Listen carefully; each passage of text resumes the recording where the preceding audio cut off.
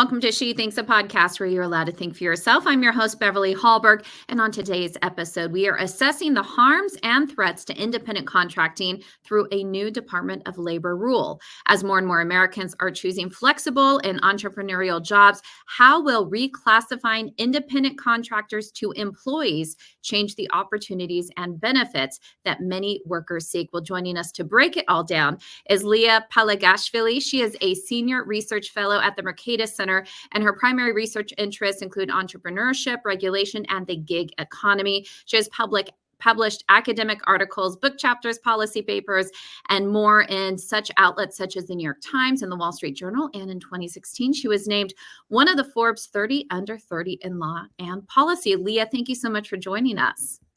Thank you for having me on the show.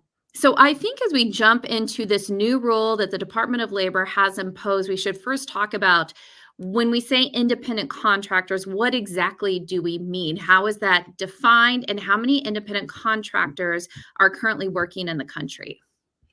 So that's a great question, Beverly. So you can think about independent contractors as anyone who makes income outside of the traditional payroll W-2 work arrangement, employment arrangement.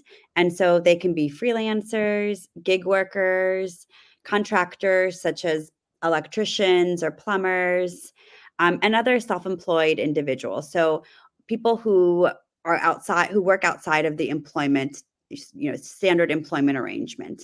And I'm assuming this comprises of a lot of women, maybe women who are mothers and want to have a side hustle at the same time, correct? Yeah, that's right. That's one of the things that people don't often think about, because when they think of independent contractor or gig worker, they think of your Uber driver, and then they've got this like narrow mindset about an Uber driver being representative of a gig worker or an independent contractor, but that's not actually the case.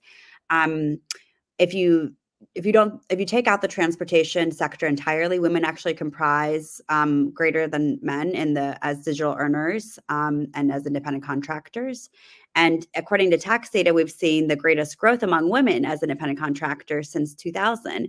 And part of the reason is because, as you mentioned, a lot of women are primary caregivers, and so they need and they require flexible job arrangements so that they can work in a way they have to be able to schedule work around their family priorities or primary caregiving priorities. And we've actually seen research studies illustrating exactly this point as well. And this ability to have flexibility in your work definitely increased under COVID. It gave a lot of people more opportunities. We could see that work could be done differently. So have we seen an increase in independent contracting post-COVID as well? We've seen an increase in independent contracting post-COVID. We've seen it in different sectors. The biggest sector that we've seen an increase in is in app-based workers, actually. So there was a study done using tax data, so official tax data, and they found a huge increase post-COVID of workers in app-based and transportation sector. And then also, if we look at freelancers specifically, not thinking about gig workers and so forth, we also saw an increase, and we do see an increase of more women in those spaces as well post-COVID. So since we see an increase, it leads one to believe that people seem pretty happy with this arrangement. Otherwise, they wouldn't self-select to go into it. Are most people happy? And if so, why is the Department of Labor trying to make changes? Yes, that's a great point. So, according to the survey evidence, the one of the most important ones is from the Bureau of Labor Statistics. Almost 80% of independent contractors said that they prefer their arrangement and they do not want an employment arrangement. That was specifically in the question. So they said they do not want an employment arrangement. Every other survey that I've seen as well, you have the majority of independent workers wanting to be in those roles. And again, they cite things like flexibility. Part of that, when you ask them further, like why do you need flexible work arrangements? A lot of them say for personal circumstances or family arrangements and so forth. Other times, independent work is supplemental income for workers who already have W-2 arrangements. Those are full-time employment arrangements. And so they like the flexibility of being able to have a job that they can supplement maybe after 5 p.m. or 6 p.m., maybe drive as an Uber driver, for example, for an hour after work. And so it's a lot harder to do if it's an employment arrangement, because it's harder to schedule two employment arrangements to fit the right schedules and so forth. And so a lot of those workers who are supplemental earners also comment on the fact that they can make this income and they need a flexible job arrangement because it's supplemental income. It's not their full-time job. And so, what the Department of Labor is trying to do, as you just said there, is turn independent contracting into full-time employment. Why is it that they're doing this, and what is it going to change? Is it all about benefits, or are there other sides to this that it's going to change? So the Department of Labor is issuing a new rule that would make it more difficult to be classified as an independent contractor nationwide, across all industries, across all occupations. Now, the reason that they're doing this is because they want to try to get organizations and businesses, small or large, to try to work with individuals as employees. So hire them as employees instead of as contractors. And in their goal and their mindset is this rule will lead to more workers being reclassified as employees. Uh, and this is important for them because if you're an employee, you've access to employment-based benefits and protections, so health insurance, unemployment insurance, and also you're subject to things like minimum wage laws. You're also able to form a union, engage in collective bargaining. If you're an independent contractor, you can't. And so it's their way of trying to get more workers to be employees so that these employees can have access to common workplace benefits and protections. But is it really to benefit these individuals, or as you were just talking there, what this does for businesses? Because when I read up on the DOL rule, one of the things they state is that this will provide greater clarity and consistency for businesses. So is this more of a business focus versus thinking as a person as an individual? So maybe they say, well, it's better for you because you're going to get benefits, but is this really to benefit the businesses? Well, it'll be harder for businesses, especially small businesses. One thing that most people don't realize is because they have this perception that contractors, independent contractors, gig workers, they're all part of these like large companies, right? But in fact, when we look at official tax data, we've seen the greatest growth of independent contractors among small and low wage firms. So that's small businesses under 20 employees. And as just to highlight something similar that has happened in California with California's AB5, which was and is currently the nation's strictest rule for being an independent contractor in the United States. And so when it's called AB5, short for Assembly Bill 5. So that was passed in September 2019 and went into effect January 1st, 2020. Immediately, the people who were impacted the most were small businesses. So small theaters had to close down, dance studios who had contractors and employees, right? And it was a lot of them cited that they just weren't sure if they were complying with the law, and they didn't want to deal with it, and they didn't know what was going on. And so at that time, they had to let go a bunch of contractors, and some of them actually closed down. So like operas and studios, and then there was a lot of pushback from freelancers, musicians, translators, and so forth, so much that they had to exempt a lot of different professions and occupations 9 months later after the rule went into effect. And so indeed, myself as an economist and others suspect that this type of rule will actually impact and hurt businesses, small businesses the most. They're more resource constrained. They don't have big law firms to work with. They can't file large lawsuits. And so as a result, we've seen a lot of small businesses come forth and talk about how they're against this rule because it's going to hurt them the most. Whereas larger companies, a lot of the platform gig worker companies, gig companies actually came out and said that, we're in compliance with the law and it's not going to affect our business operations in any way. So you do see small businesses kind of being the most vocal about this. Yeah. And by the way, one more thing I wanted to point out is it's also it's their intention, the Department of Labor's intention, that more of these workers, independent contractors and freelancers, will become employees, and that's the goal of the regulation. When we did a study of California's AB5, looking at did it increase more workers being traditional employees? And what we found in a recent study is actually it didn't even meet that goal. We don't see an increase of traditional employees in the occupations that were not exempt from California's AB5. And then, indeed, what we find instead is that we see significant declines in self-employment and overall employment for the affected occupations in California. And so, as a result, if we extend kind of that analysis, the Department of Labor rule, it's not clear that the Department of Labor rule will definitively lead to more workers being traditional employees with all these proper benefits and protections. Why does government see it in their best interest that people are classified as employees? How does it benefit the government, whether on a state level or on a federal level? Um, well, so one might say that more workers having access to employee benefits and protections is better for better for the society and so forth. There's another sort of interpretation of the intention of this, and that's that it helps labor unions a lot. Um, Part of the push for California's AB5 were it was all labor unions.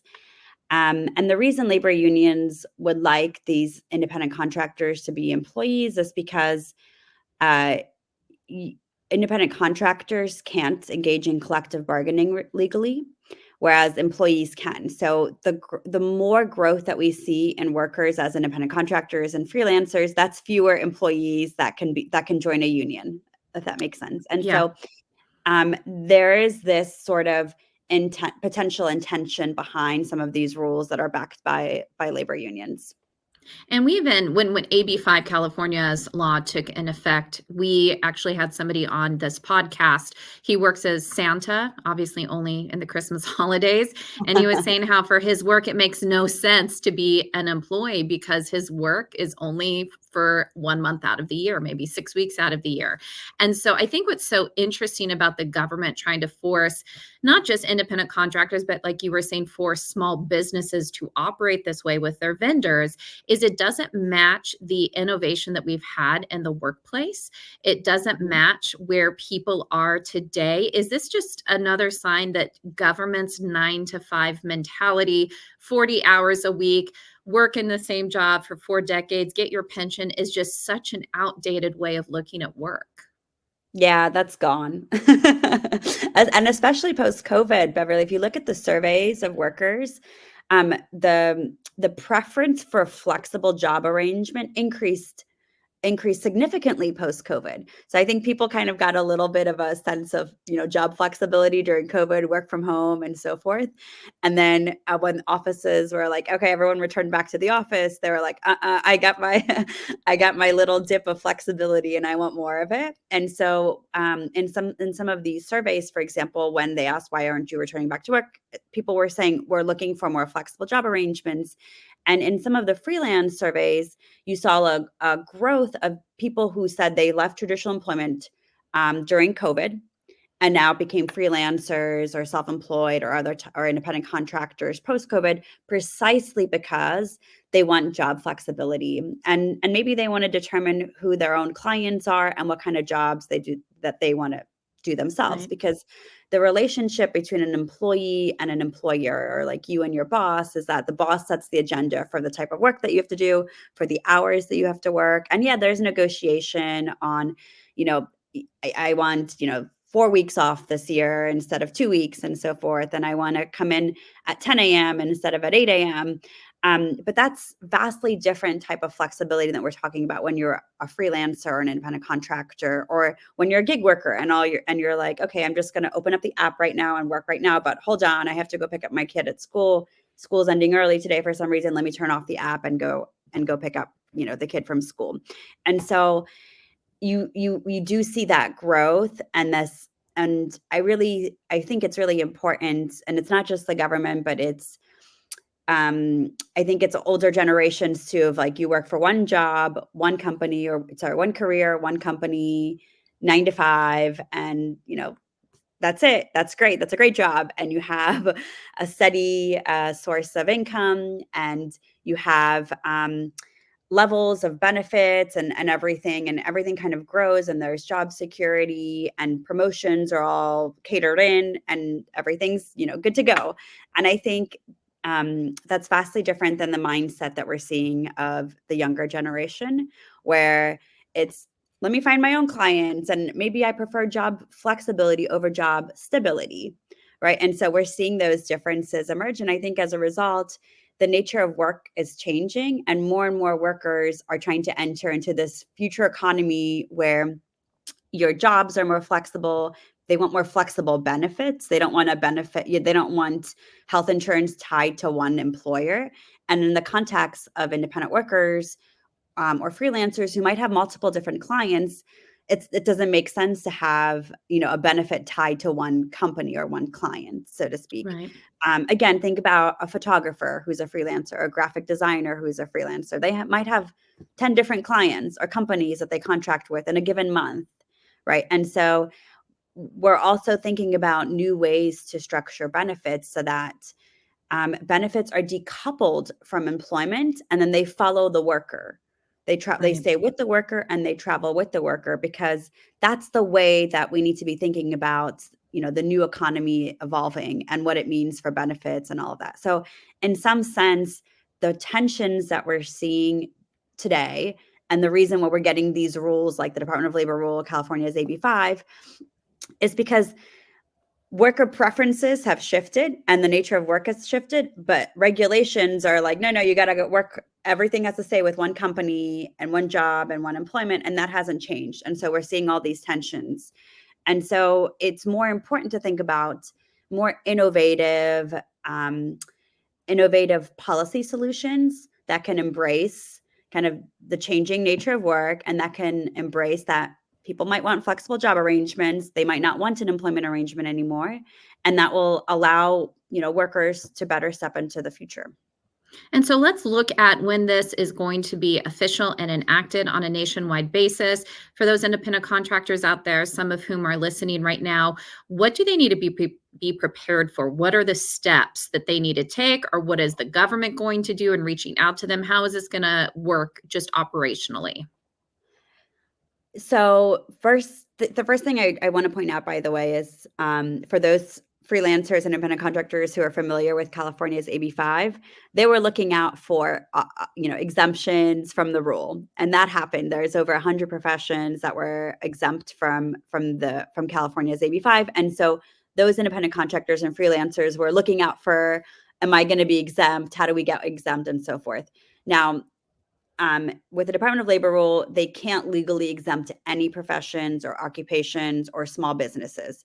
And so that's just something to put out there, that we do, as an economist, I do expect the consequences of this rule to be far more widespread than California's AB5 was, precisely because no occupations, no professions will be exempt.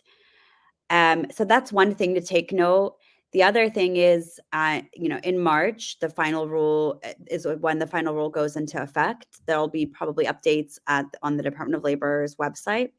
It's not clear what enforcement will look like. And one more thing to keep an eye on is that there's several different lawsuits of different organizations, some freelancer groups, some association groups that have sued the Department of Labor. So it's possible that there might be an injunction and that the rule might not go into effect. And if people are listening and they want to make sure that their voice is heard, do you recommend they reach out to their member of Congress, or are there some groups that would be good for them to reach out to just to show their support? So there's a group called Fight for Freelancers. It's a grassroots kind of organization that brings together all the, some of the freelancers who are, to be fair, afraid of losing their jobs or afraid of losing income opportunities, because at least some businesses or some organizations or some clients might be afraid to continue working with them because maybe, their relationship might look like in a potential employment relationship according to the new rule. And so they've kind of come together under this group. And so perhaps some independent contractors or freelancers might want to reach out to that group, and they kind of have a voice, that they're trying to establish in that sense. There's some members of Congress who are looking at congressional review acts as well on this rule. And probably they could, individuals could reach out to their representatives, as you mentioned, Beverly. Yeah, I just think it's such an important issue, especially as you were saying at the top of our conversation, how many women are freelancers, independent contractors, and this is going to touch everyone because, as you were saying, it's a nationwide rule. So many potential downfalls for people who work in this economy. So I think the more that people speak up, hopefully something can be done so it's either not enacted or a lot of changes are made to what the current rule looks like. But thank you so much, Liya Palagashvili, who is with the Mercatus Center. We so appreciate your work on this and joining us on She Thinks. Thank you so much, Beverly.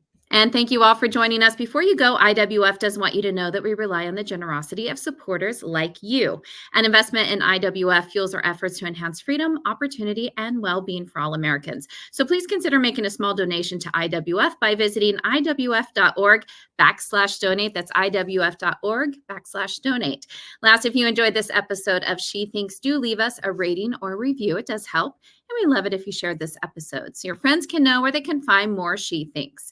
From all of us here at IWF, thanks for watching.